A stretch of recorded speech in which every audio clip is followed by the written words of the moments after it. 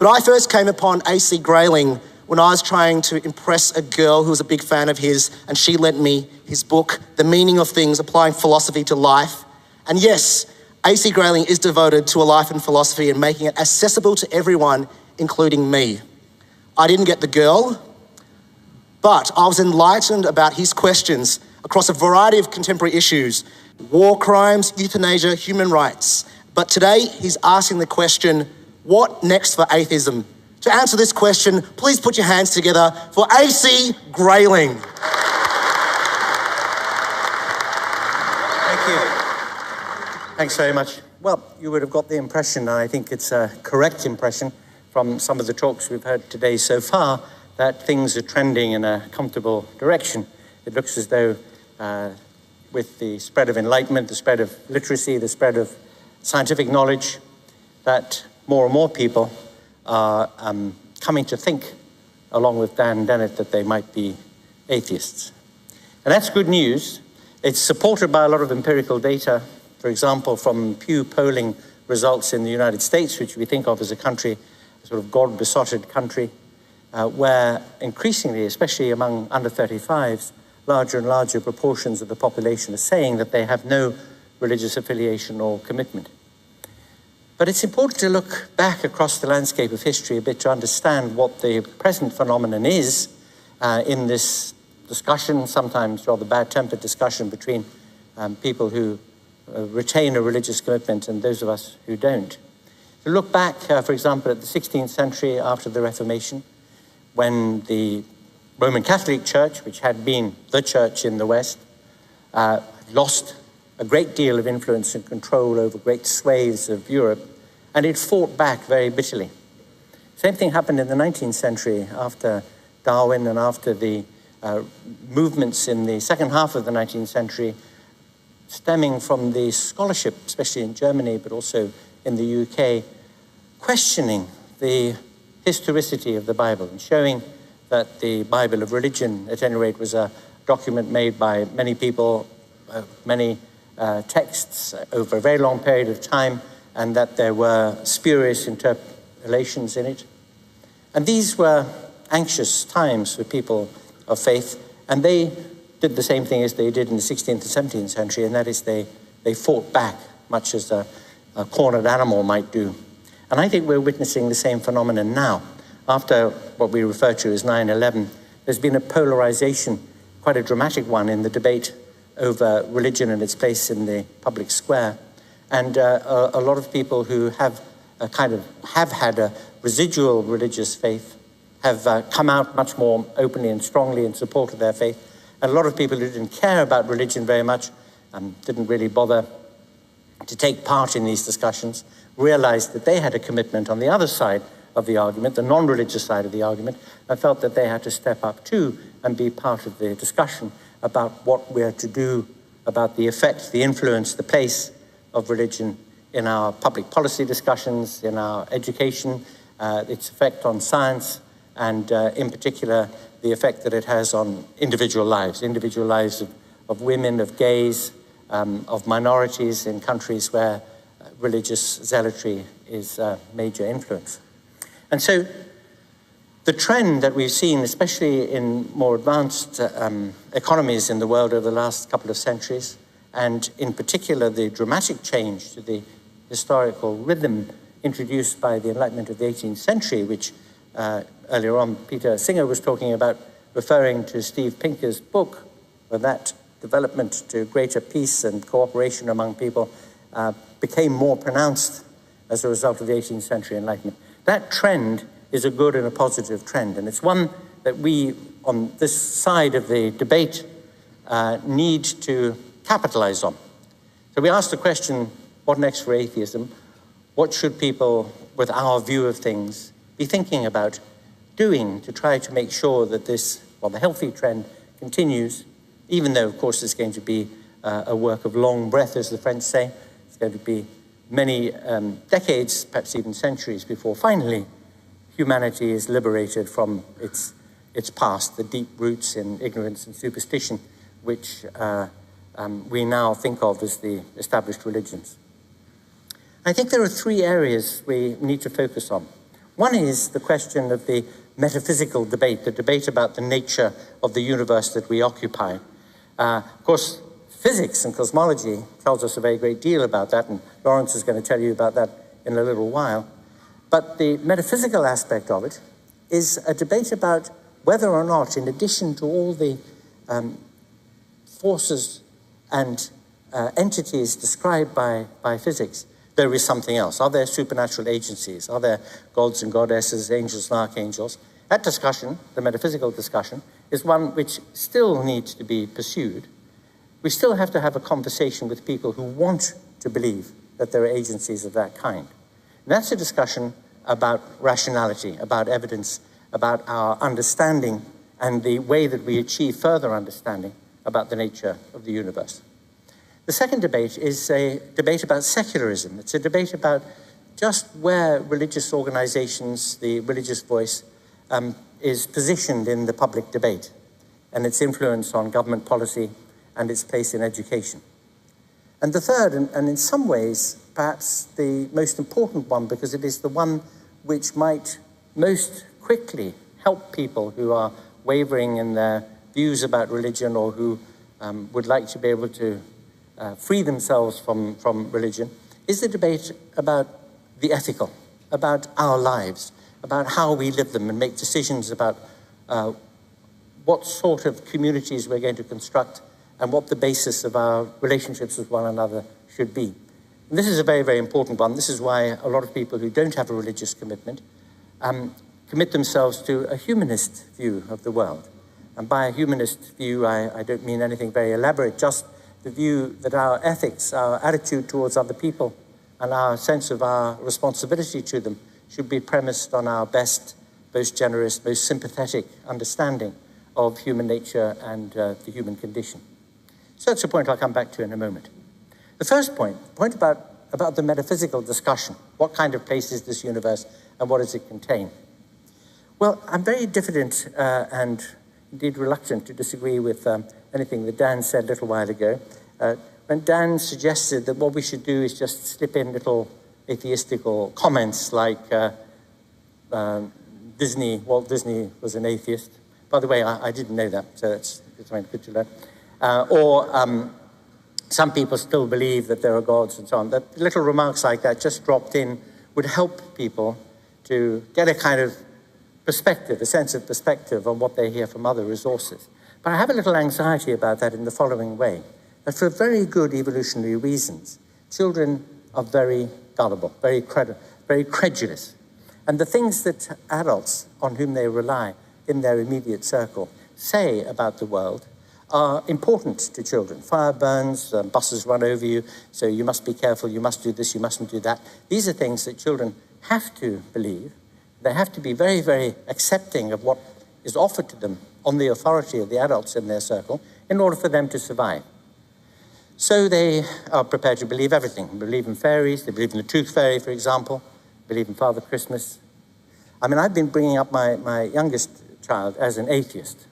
My wife says to me that means you'll probably want to be a mother abbess when she's a teenager. But we learn the lesson from the religions that if you can indoctrinate them early enough, they will always revert to type later. So I've been bringing her up to say, never to use the word God, but always to use the phrase gods and goddesses. I also point out to her that when people use the word God with a capital G as if it were a name, as if it referred to something, that she should ask the people who do that to substitute the name Fred, because then it shows the vacuity of what they're saying. And who created the universe? Fred. So, and then you suddenly see that it's actually not explanatory at all. Or who says that you shouldn't lie or you should honor your mother and your father? Fred says it. Well, once again, you see the vacuity of it. So I always taught her to say gods and goddesses, and she said to me one day when she was about 7 or 8, she said, I don't believe in gods and goddesses, but I do believe in the tooth fairy. And I said, well, that's actually pretty smart of you because there's much more empirical evidence for the tooth fairy than there is for God. And I could leave it up to her to find out, as she did at the age of 10 or 11, that there wasn't a tooth fairy and that there wasn't Father Christmas. And by the way, I mean, she's quite serious about Father Christmas. She came up to me about 2 Christmases ago, in fact, and said, don't tell Mummy, but I know about Father Christmas. But don't tell her about it, because she likes to believe that I still believe that there is Father Christmas. So that was a bit of nuanced thinking also. But she's an example of how children can accept anything, can accept the fairy stories, can accept the legends, can accept the religious teachings of their community, can believe in the Tooth Fairy and in Father Christmas. But the one thing which retains powerful social reinforcement after they've given up their credulity in things like Father Christmas is religion. If you live in a Christian community, you're surrounded by churches, there are church services on the radio, there's Christmas, there's Easter. We talk about the Church of England, C of E, Christmas and Easter, that's what most people go for. But the fact that they still go for it is a reinforcement. And so children continue to think that there must be something serious behind it if so many grown-ups get dressed up like the Archbishop of Canterbury and appear on telly. The Father Christmas thing and the Tooth Fairy thing don't get reinforced in that way. And therefore, there is a job of work to be done. The job of work involves trying to get people, children especially, to think a bit critically about the sorts of things that people believe and why they believe them. This is a very, very familiar point. You want to demand of people that they be rational in their beliefs. And what you mean by rational is that there should be a ratio, a proportion, between the grounds that they have for thinking something about the world, the beliefs that they hold, and those beliefs themselves. That if somebody makes a claim about how the world is, that they've got to come up with a robust case, and they should be open to having that case examined. And they should explain to you what would count as confuting or even refuting that case. And if they don't do that, if it's a matter of bare assertion or appeal to tradition or appeal to authority, that can't be good enough. And so that's the job of work that we have to do on the metaphysical front. And it has to be done in a number of different ways, not just by addressing the claims made about the nature of the universe, that it was created by a powerful agency designed on purpose to fulfill certain functions and so on. Not just that, but also by inviting people to think a little bit about the origins and the history of the religions. To look, for example, at how the religions have behaved in history, and to ask whether that stands up to any kind of justifying case for them. It is written somewhere, I forget where, by their fruits ye shall know them. Well, indeed, look at their fruits. Look at how history is panned out under the government of religions. For almost all of human history, of recorded human history at any rate, there have been religious leaders, religious teachers, the influence of religious beliefs in society. And we can ask ourselves quite legitimately the question, how has that been for humankind? Has it on the whole been a successful story?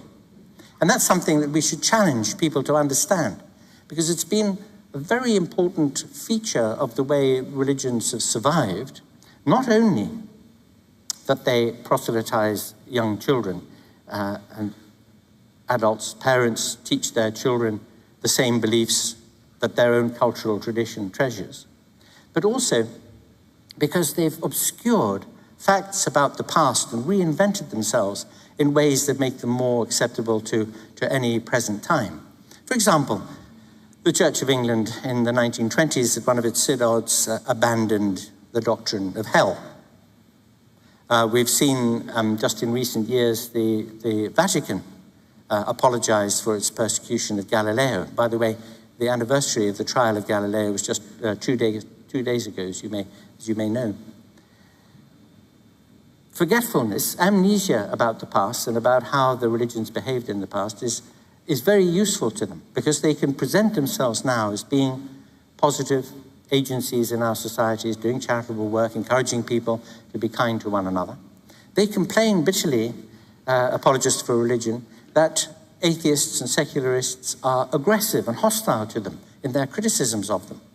I always say, when people talk about militant secularism, I always say, look, when you guys were in charge, you didn't used to argue with us, you just burnt us at the stake.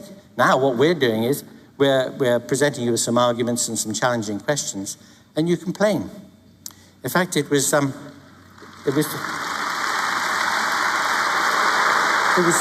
Huxley Darwin's bulldog, T.H. Huxley, who in a letter to Darwin said, bishops are like, it's not a very kind remark this, by the way, but perhaps nevertheless true. He said, bishops are like pigs.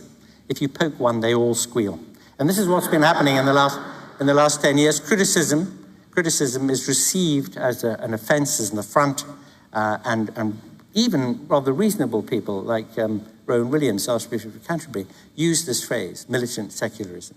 And I've always been surprised by that. I've often wondered, for example, what a fundamentalist atheist is. Fundamentalist atheist. Well, what would a non-fundamentalist atheist be? That's somebody who believes that a part of a God exists, maybe. Like a left foot or a buttock of a God. Or that God exists on one day in the week, that's Sunday. That's actually what most Christians think, I think. So, I mean, it's very difficult to accept these charges of fundamentalism and militancy when, of course, one look at the landscape of history shows us what militancy and fundamentalism really does mean.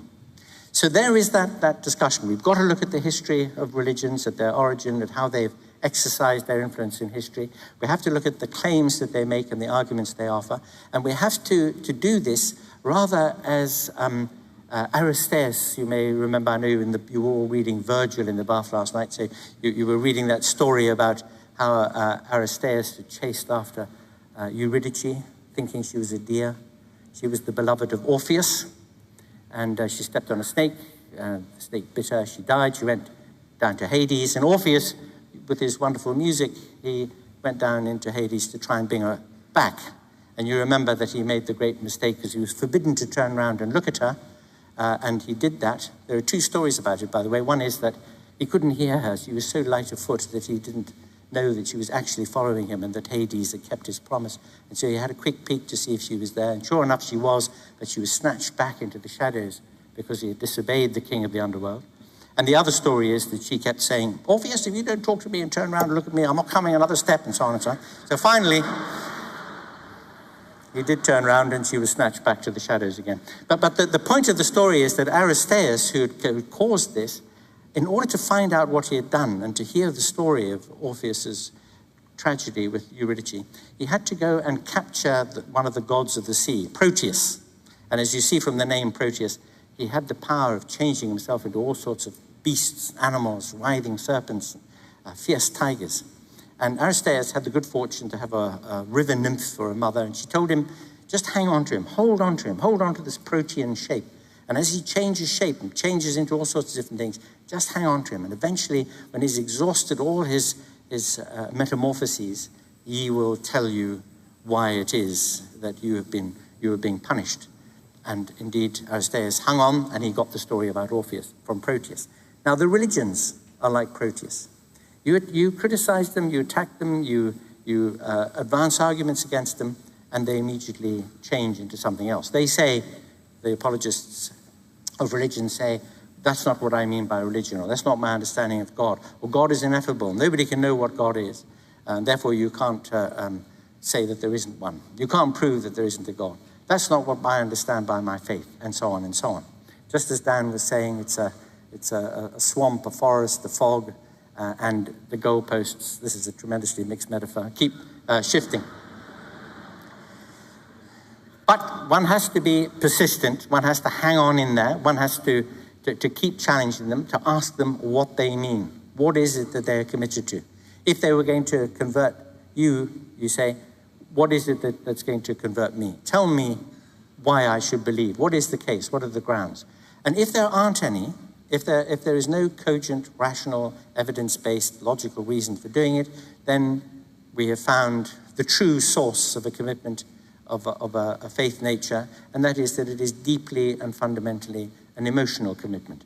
And that's not an unimportant fact. That's a fact that I think we ought to address in connection with the ethical, with how we live our lives and how we respond to the universe and to one another. And that point I'll come to in just a moment. First, though, very briefly, the second point, the point about secularism. Now, we all know that what we mean by that is the separation of religious organizations, or the distancing of religious influences from matters of public policy. It's terribly important to iterate and reiterate as often as one can that nobody is saying that people are not entitled to believe whatever they like, providing it doesn't harm other people. So you can believe there are fairies at the bottom of the garden. You can even set up a church for that reason. You can try to persuade other people of your view. You can put your point into the public conversation about how things should be organized, and that's perfectly legitimate. And in an open, liberal with a small L society, nobody has a right to stop anybody else from trying to put a point of view. But for historical reasons, the religions have a massively overinflated presence in the public square. Look at the United Kingdom, or more particularly at England, that part of the United Kingdom, which has an established church, the Church of England. Now, about 3% of the population go on a regular basis to a church service. And yet, the Church of England has 26 bishops entitled to sit in the House of Lords and vote on laws that apply to everybody. There are at least four religious programs on the BBC, a publicly funded broadcasting service, every day of the week. Almost every major political and state event begins with prayers or has bishops or the archbishops present at it. So the presence of religion, this reinforcement, which our children are witnessing all the time, the fact that taxpayers' money is used to pay for faith-based schools. I mean, it's often seemed to me that the phrase Roman Catholic school is a kind of oxymoron. I mean, there's a big difference, isn't there, between religious studies, teaching people about religions, especially if you teach them about all the different religions so they can see how silly they all are. But it's a different matter having a school which is premised on a faith outlook, like Judaism or Islam or Christianity. And yet, in a society like England, English society, this is something which is publicly funded. I've always thought that you don't have to present an argument against faith-based schooling. You only need two words. And those two words are Northern Ireland. And if you mention that to anybody, they'll see the reason why ghettoizing people into faith communities and different faith schools is a terrible mistake. So for these historical reasons, the religions have this massively, massively over-amplified voice in the public debate. And what we should demand of them is that they see themselves for what they are. They are self-interest groups. They're lobby groups. They've got a point of view. They've got beliefs. They want other people to share those beliefs, or they want to try to impose their outlook on life. I've never myself thought that there is any justification for the argument that says, I believe so-and-so, therefore you mustn't do such and such, which is precisely what religious moralists are always saying. Some of you here may remember the great Mary Whitehouse. Do you remember her? Great moralist from the 60s and 70s. The only person in the universe who had a television set that didn't have an off button. So she used to watch everything.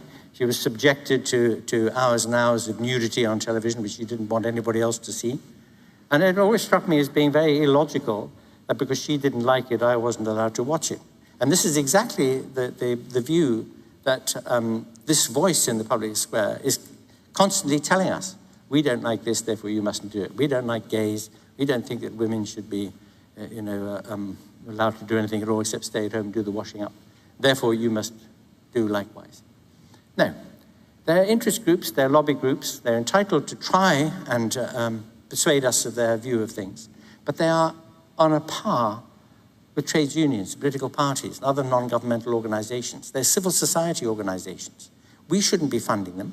They should be funding themselves out of their own constituency. And if they were to do that, and if they weren't allowed to proselytize children in faith-based schools because they weren't getting taxpayers' money for their faith-based schools, then the presence they have in our public square would be much diminished. And that would be a very good thing. And that, I think, is where the secular argument, that is where the secular argument must tend. We must make that case constantly for batting the religions and their organizations, the churches, back into their true perspective.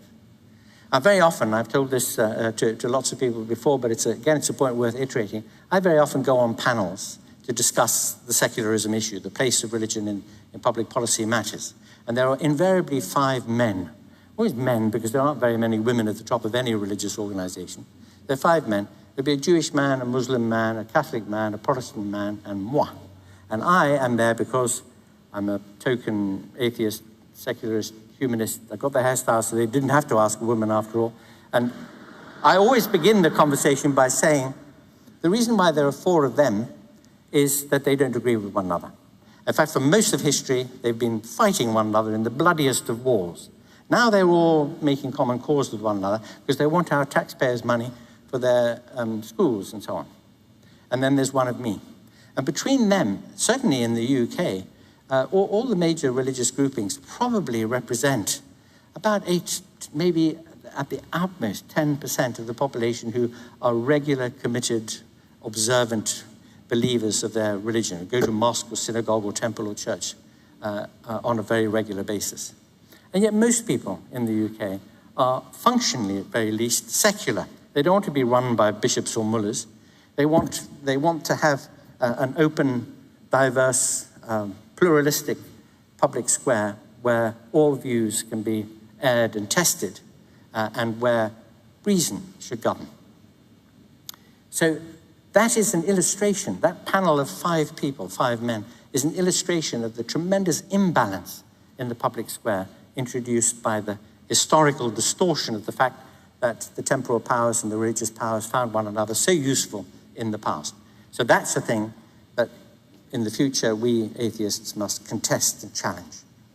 But the final thing is the question of how we live our lives, what kind of people we are, what sorts of relationships we develop with one another, what our ethical responsibilities and commitments are, and how we respond to the fact that we live in this universe and in a world, on a planet for which we have responsibility. Not any gods and goddesses, not any supernatural agencies, but we. Now this is where the religions quite often think they can score, because they think that what they call spirituality and morality is a preserve of their own.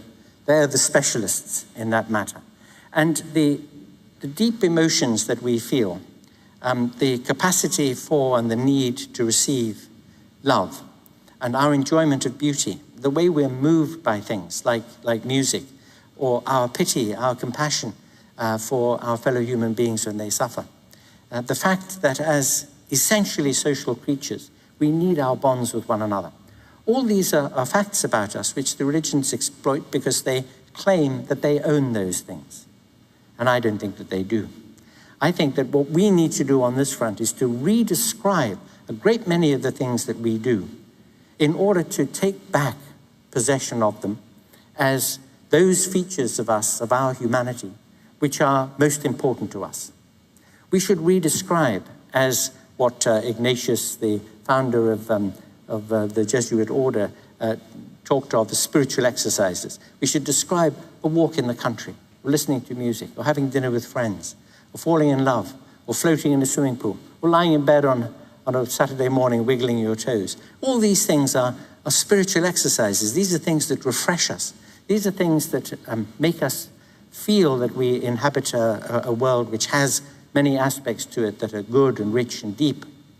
And we don't have to run away to a temple or a church in order to give expression to those feelings. We should accept them as aspects, the best aspects of being human, of what human beings are. One of the things you were reading in the bath last night was David Hume and his views on religion. Indeed, rather more to the point, his views on the nature of beauty. Now, as you know, David Hume was a subjectivist. He thought that our valuations of things, both in morality and in aesthetics, were the result of our emotional makeup, and that we projected onto the world our valuations. So that there aren't beautiful things in the world, but we make things beautiful because we respond to them in the way that we do. Now, I happen not to agree with him about this. I think there are many, many beautiful things in the world, objectively so, on which many of us agree. A lot of human beings, just because of our shared nature, thrill to the same things very often. But the important point about Hume's view is that he thought that the fact that human beings find beauty in the world is a wonderful thing about human beings. The fact that human beings can fall in love, or can care about other people, or can show compassion and pity, he thought is a wonderful thing about human beings. I agree. I think these are remarkable things about us, and they're things to celebrate. Of course, there are many terrible things about us as well. But by the exercise of reason, of will, of the conversation that we have about the nature of the good in society, we have learned, as time has gone by, to be better at this business of relating to our fellows. Something which, again, Stephen's very remarkable book suggests is the powerful trend running through history. So this side of us, this question of how we live our lives in our relationships with others and the world, addresses those things about us, that sense that we have sometimes of yearning for the absolute, or of wanting to celebrate the great interconnectedness of nature, or the fact that our emotions can be deeply stirred by things like the affections, or our own newborn children, or the success of our friends. But all these things are things about us. They don't need religion. They're nothing to do with religion. Religion has told us that all these good things come from the gods and all the bad things come from us. And that's not true. Everything comes from us, all our attitudes, and our intelligence, our educated sensibility helps us to try to capitalize on and to express better all those parts of us which make life really, really worth living. So if we can say we are now going to take back possession of all the positives, of all those things about us, about our friendship, and about our enjoyment of being in this world, if we can do that, then we open a door of invitation to people who think that they could only express that part of themselves by getting involved in some mumbo-jumbo, which is not necessary.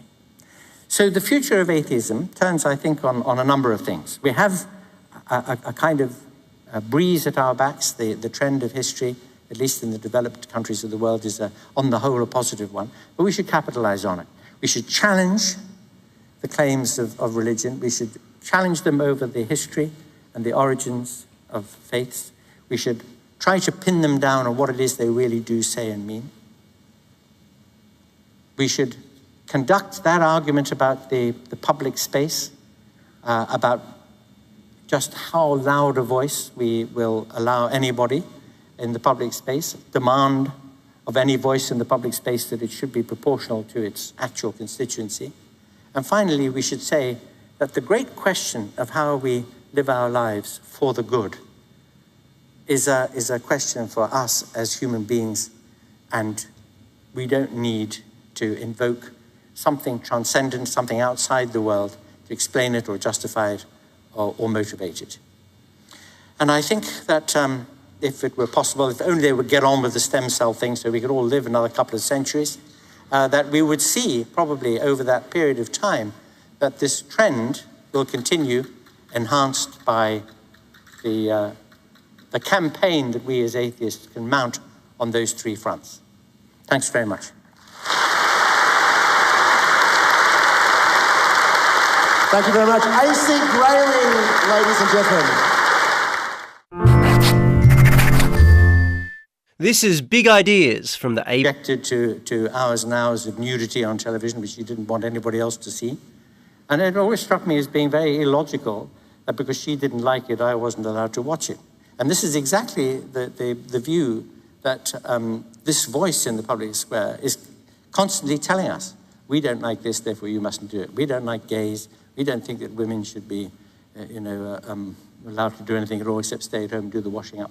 Therefore, you must do likewise. No. They're interest groups, they're lobby groups. They're entitled to try and persuade us of their view of things. But they are on a par with trades unions, political parties, and other non-governmental organizations. They're civil society organizations. We shouldn't be funding them. They should be funding themselves out of their own constituency. And if they were to do that, and if they weren't allowed to proselytize children in faith-based schools because they weren't getting taxpayers' money for their faith-based schools, then the presence they have in our public square would be much diminished. And that would be a very good thing. And that, I think, is where the the secular argument. That is where the secular argument must tend. We must make that case constantly for batting the religions and their organizations, the churches, back into their true perspective. Very often, I've told this to lots of people before, but it's a point worth iterating. I very often go on panels to discuss the secularism issue, the place of religion in public policy matters. And there are invariably 5 men. Always men, because there aren't very many women at the top of any religious organization. There are 5 men. There'll be a Jewish man, a Muslim man, a Catholic man, a Protestant man, and moi. And I am there because I'm a token atheist, secularist, humanist. I got the hairstyle so they didn't have to ask a woman after all. And I always begin the conversation by saying, the reason why there are 4 of them is that they don't agree with one another. In fact, for most of history, they've been fighting one another in the bloodiest of wars. Now they're all making common cause with one another because they want our taxpayers' money for their schools and so on. And then there's one of me. And between them, certainly in the UK, all the major religious groupings probably represent about 8, maybe at the outmost 10% of the population who are regular, committed, observant believers of their religion, who go to mosque or synagogue or temple or church on a very regular basis. And yet most people in the UK are functionally, at very least, secular. They don't want to be run by bishops or mullahs.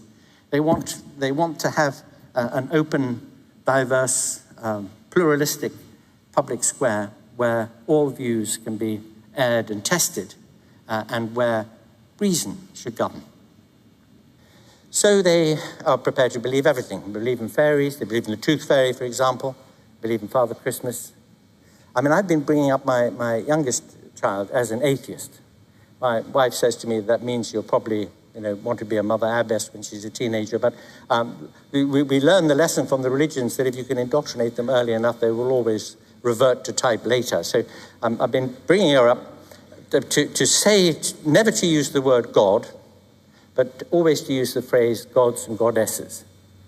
I also point out to her that when people use the word God with a capital G as if it were a name, as if it referred to something, that she should ask the people who do that to substitute the name Fred, because then it shows the vacuity of what they're saying. And who created the universe? Fred. So, and then you suddenly see that it's actually not explanatory at all. Or who says that you shouldn't lie or you should honor your mother and your father? Fred says it. Well, once again, you see the vacuity of it. So I've always taught her to say gods and goddesses, and she said to me one day when she was about 7 or 8, she said, I don't believe in gods and goddesses, but I do believe in the tooth fairy. And I said, well, that's actually pretty smart of you because there's much more empirical evidence for the tooth fairy than there is for God. And I could leave it up to her to find out, as she did at the age of 10 or 11, that there wasn't a tooth fairy and that there wasn't Father Christmas. And by the way, I mean, she's quite serious about Father Christmas. She came up to me about 2 Christmases ago, in fact, and said, don't tell Mummy, but I know about Father Christmas. But don't tell her about it, because she likes to believe that I still believe that there is Father Christmas. So that was a bit of nuanced thinking also.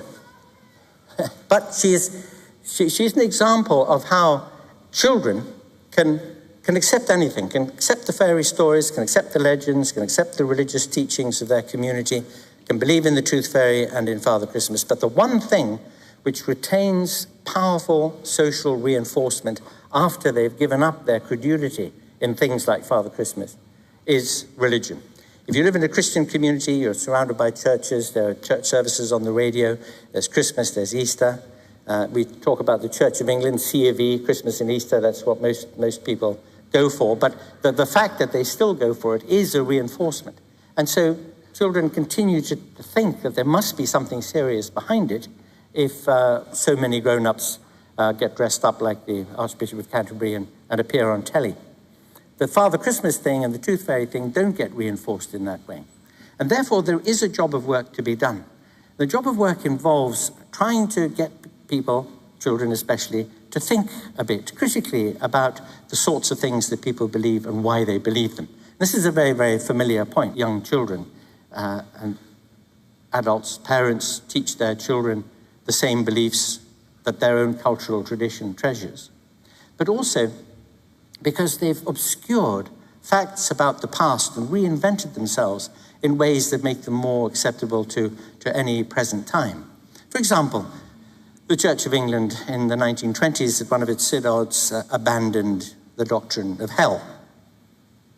We've seen just in recent years the Vatican apologize for its persecution of Galileo. By the way, the anniversary of the trial of Galileo was just 2 days ago, as you may know.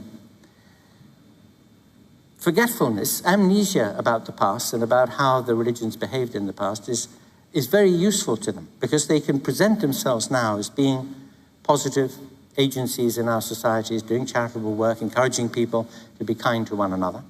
They complain bitterly, apologists for religion, that atheists and secularists are aggressive and hostile to them in their criticisms of them.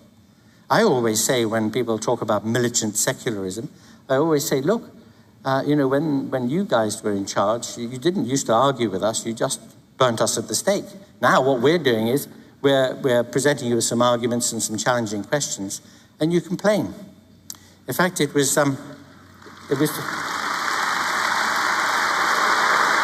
T.H. Huxley, Darwin's bulldog, T.H. Huxley, who in a letter to Darwin said, bishops are like, it's not a very kind remark, this, by the way, but perhaps nevertheless true. He said, bishops are like pigs. If you poke one, they all squeal.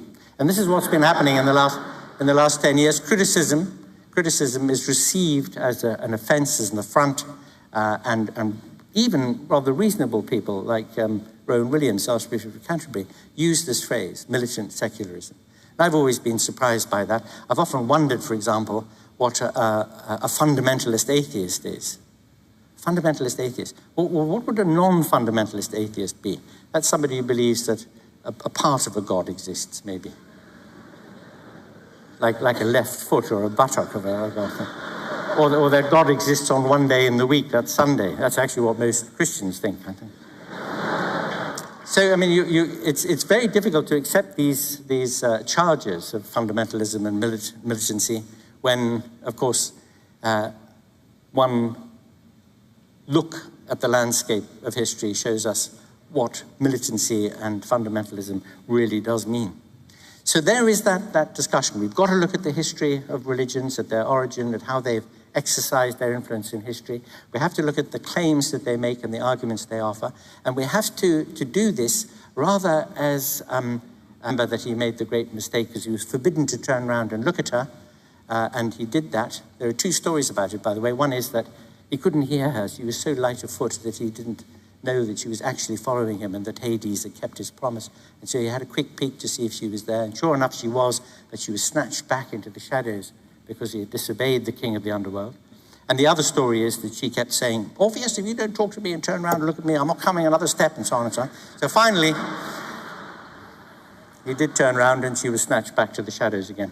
But the point of the story is that Aristeas, who had caused this, in order to find out what he had done and to hear the story of Orpheus's tragedy with Eurydice, he had to go and capture one of the gods of the sea, Proteus. And as you see from the name Proteus, he had the power of changing himself into all sorts of beasts, animals, writhing serpents, fierce tigers. And Aristeas had the good fortune to have a river nymph for a mother, and she told him, just hang on to him, hold on to him, hold on to this protean shape.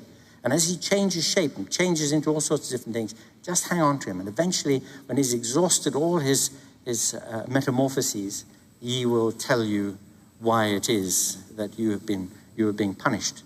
And indeed, Aristeas hung on, and he got the story about Orpheus from Proteus. Now, the religions are like Proteus.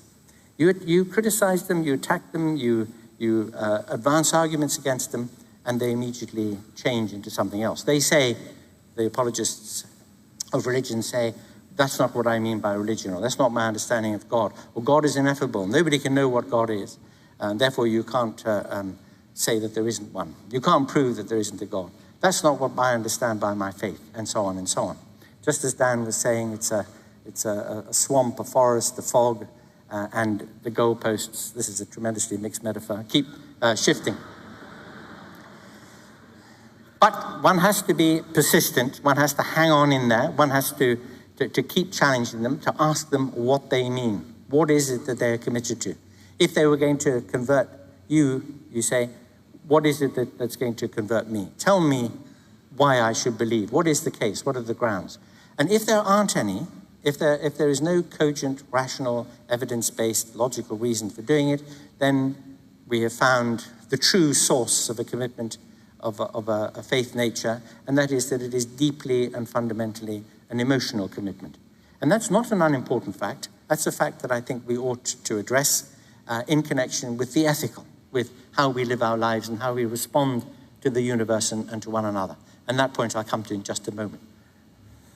First, though, very briefly, the second point, the point about secularism. Now, we all know that what we mean by that is the separation of religious organizations or to discuss the secularism issue, the place of religion in public policy matters. And there are invariably 5 men.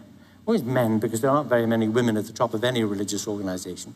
There are 5 men. There'll be a Jewish man, a Muslim man, a Catholic man, a Protestant man, and moi. And I am there because I'm a token atheist, secularist, humanist. I got the hairstyle so they didn't have to ask a woman after all. And I always begin the conversation by saying, the reason why there are 4 of them is that they don't agree with one another. In fact, for most of history, they've been fighting one another in the bloodiest of wars. Now they're all making common cause with one another because they want our taxpayers' money for their schools and so on. And then there's one of me. And between them, certainly in the UK, all the major religious groupings probably represent about 8, maybe at the outmost 10% of the population who are regular, committed, observant believers of their religion, who go to mosque or synagogue or temple or church on a very regular basis. And yet most people in the UK are functionally, at very least, secular. They don't want to be run by bishops or mullahs. They want to have an open, diverse, pluralistic public square where all views can be aired and tested and where reason should govern. So that is an illustration, that panel of 5 people, 5 men, is an illustration of the tremendous imbalance in the public square introduced by the historical distortion of the fact that the temporal powers and the religious powers found one another so useful in the past. So that's a thing that in the future we atheists must contest and challenge. But the final thing is the question of how we live our lives, what kind of people we are, what sorts of relationships we develop with one another, what our ethical responsibilities and commitments are, and how we respond to the fact that we live in this universe and in a world, on a planet for which we have responsibility. Not any gods and goddesses, not any supernatural agencies, but we. Now, this is where the religions quite often think they can score, because they think that what they call spirituality and morality is a preserve of their own. They're the specialists in that matter. And the deep emotions that we feel, the capacity for and the need to receive love, and our enjoyment of beauty, the way we're moved by things like music, or our pity, our compassion for our fellow human beings when they suffer. The fact that as essentially social creatures, we need our bonds with one another. All these are facts about us which the religions exploit because they claim things that adults on whom they rely in their immediate circle say about the world are important to children. Fire burns, buses run over you, so you must be careful, you must do this, you mustn't do that. These are things that children have to believe. They have to be very, very accepting of what is offered to them on the authority of the adults in their circle in order for them to survive. So they are prepared to believe everything. They believe in fairies, they believe in the tooth fairy, for example, believe in Father Christmas. I mean, I've been bringing up my youngest child as an atheist. My wife says to me that means she'll probably want to be a mother abbess when she's a teenager, but we learn the lesson from the religions that if you can indoctrinate them early enough, they will always revert to type later. So I've been bringing her up to say, never to use the word God, but always to use the phrase gods and goddesses.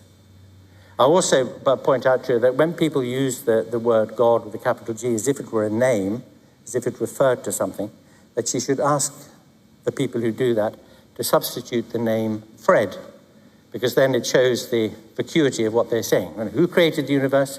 Fred. So, and then you suddenly see that it's actually not explanatory at all. Or who says that you shouldn't lie, or you should honor your mother and your father? Fred says it. Well, once again, you see the vacuity of it. So I've always taught her to say gods and goddesses, and she said to me one day when she was about 7 or 8, she said, I don't believe in gods and goddesses, but I do believe in the tooth fairy. And I said, well, that's actually pretty smart of you, because there's much more empirical evidence for the tooth fairy than there is for God. And I could leave it up to her to find out, as she did at the age of 10 or 11, that there wasn't a tooth fairy and that there wasn't Father Christmas. And by the way, I mean, she's quite serious about Father Christmas. She came up to me about 2 Christmases ago, in fact, and said, don't tell Mummy, but I know about Father Christmas. But don't tell her about it, because she likes to believe that I still believe that there is Father Christmas.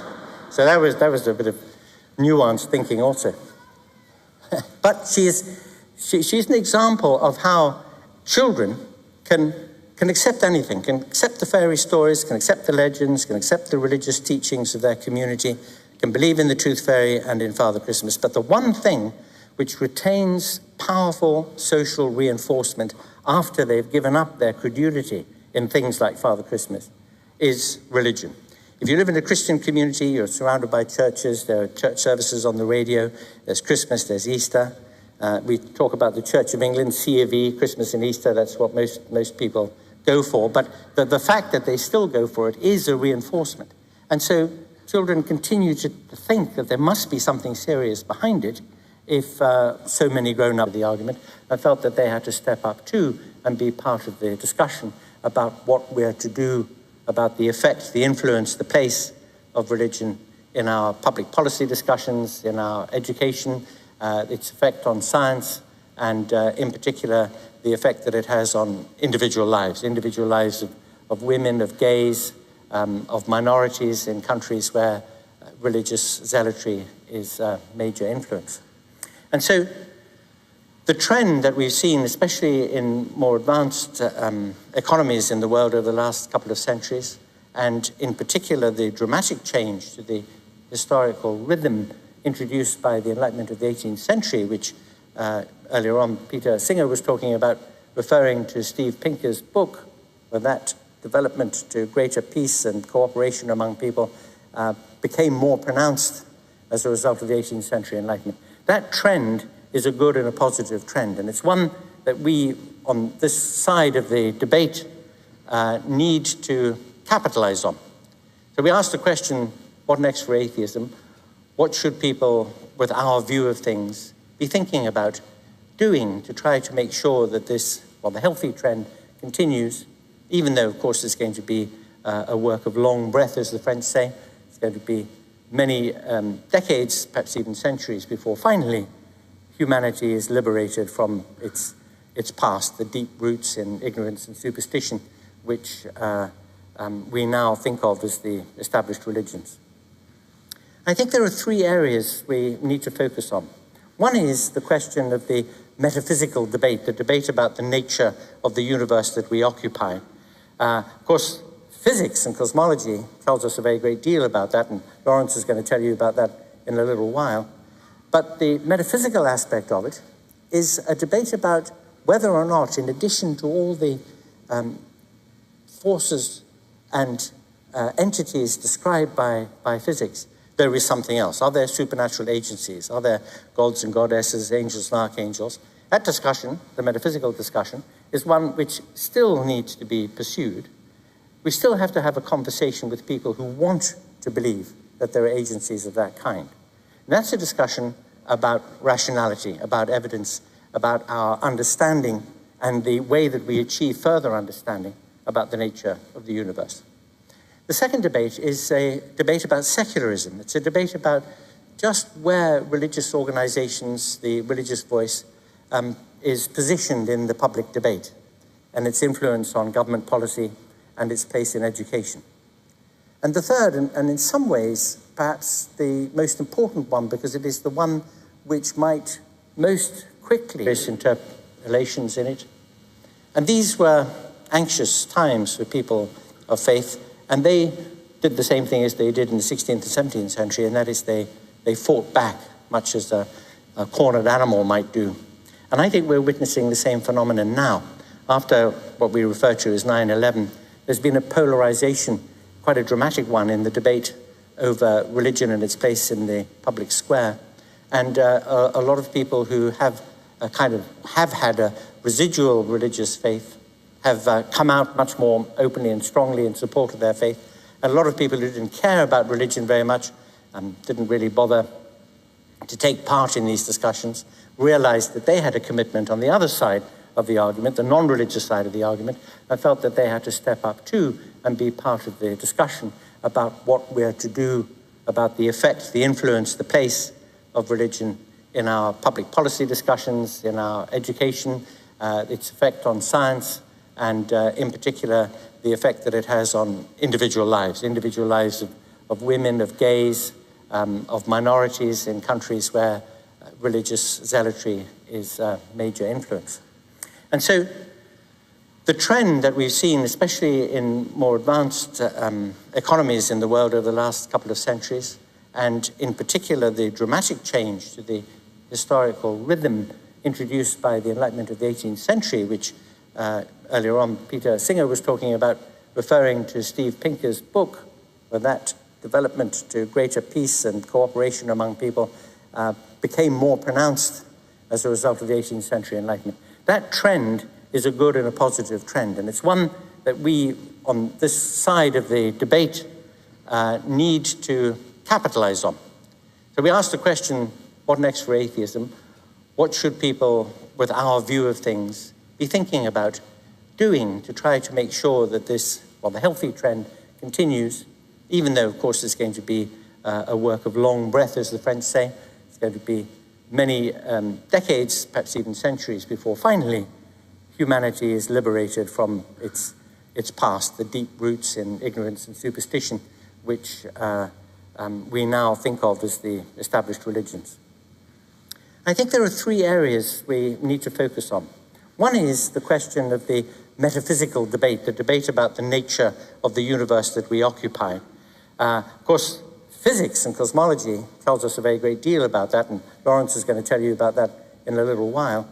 But the metaphysical aspect of it is a debate about whether or not, in addition to all the forces and entities described by physics, there is something else. Are there supernatural agencies?